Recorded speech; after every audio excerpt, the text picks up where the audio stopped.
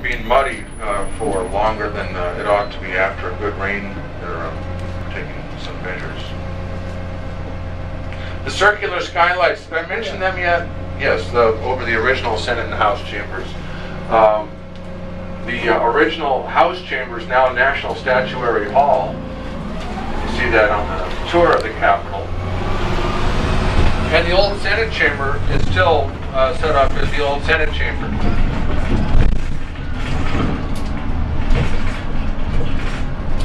In my estimation, the most historic place in Washington, the old Senate chamber. So we'll drive along the National Mall for a bit. Our nation's front yard and backyard all rolled into one, where we recreate, we demonstrate, we have festivals. It's 2.3 miles long from the Capitol steps to the Potomac River behind the Lincoln Memorial.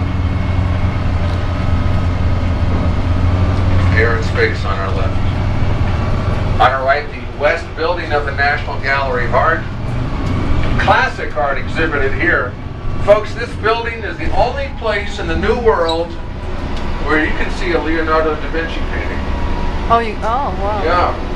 I don't think he named it, but it's called, we call it Portrait of a woman named Ginevra da Vinci. Sounds like Da Vinci, and it's not. But that and lots of other classic art on the West Building, a tremendous experience.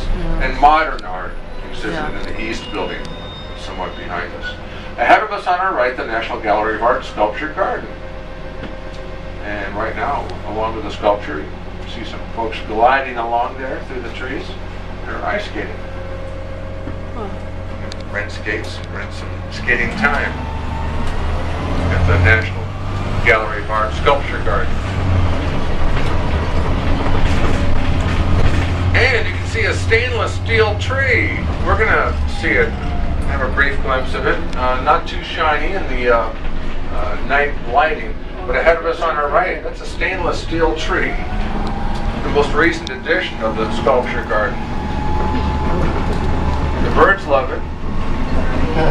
That's a nice place to relax and have a refreshment also.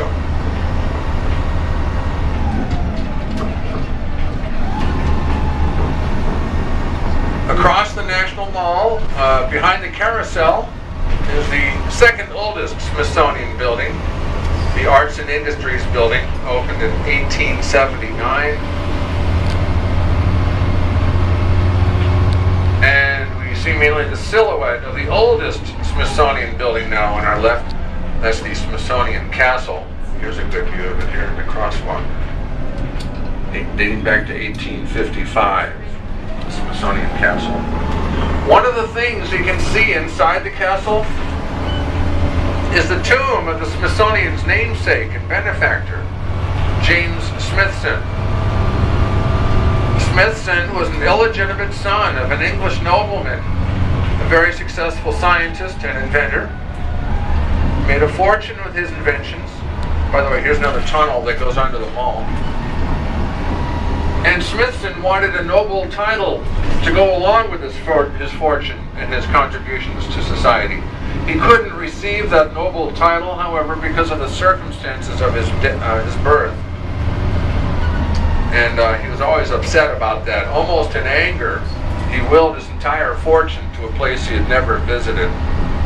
Never visited the United States because he was deathly afraid of ocean travel. But $506,000 in 1829 was the nature of his gift. Over your left shoulder.